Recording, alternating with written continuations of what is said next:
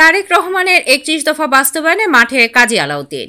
ইয়াসিন আরাফাত পিন্টু, আশাশুনি প্রতিনিধি।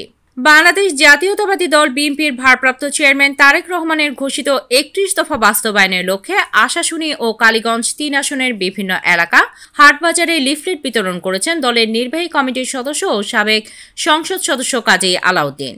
শনিবার বিকেলে তিনি বোধহাটা, কাটাকাটি বাজার ও আশেপাশের এলাকায় সাধারণ মানুষের হাতে হাতে লিফলেট বিতরণ করেন এবং বিএনপির উন্নয়নমুখী অঙ্গীকার ও কর্মসূচি তুলে ধরেন। পরে তিনি ট্যাংরাখালী নৌকাবাইজ প্রতিযোগিতা অনুষ্ঠানে অতিথি হিসেবে যোগ দেন এবং সংক্ষিপ্ত বক্তব্য রাখেন। বক্তব্যে কাজী আলাউদ্দিন বলেন, তারেক রহমানের নেতৃত্বে দেশের গণতন্ত্র পুনরুদ্ধার ও জনগণের অধিকার ফেরাতে বিএনপির নেতাকর্মীরা মাঠে কাজ করছে। জনগণ জেগে উঠেছে, পরিবর্তনের ধারা আর থামানো যাবে না। অনুষ্ঠানে স্থানীয় বিএনপি নেতাকর্মী ও সাধারণ জনগণ উপস্থিত ছিলেন। অবশ্যই আমি আলাপ করে বুঝেছি ওনারা সমাজের অত্যন্ত সম্মানিত ব্যক্তিবর্গ। আমি এই জন্য যে দুই পক্ষ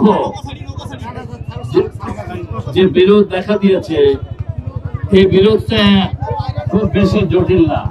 সেই জন্য আমি বলবো আজকে অবশ্যই নৌকাবাইজ হয়ে যাওয়ার পরে কর্তৃপক্ষ ওই দুই পক্ষকে নিয়ে আলাদা বসবে।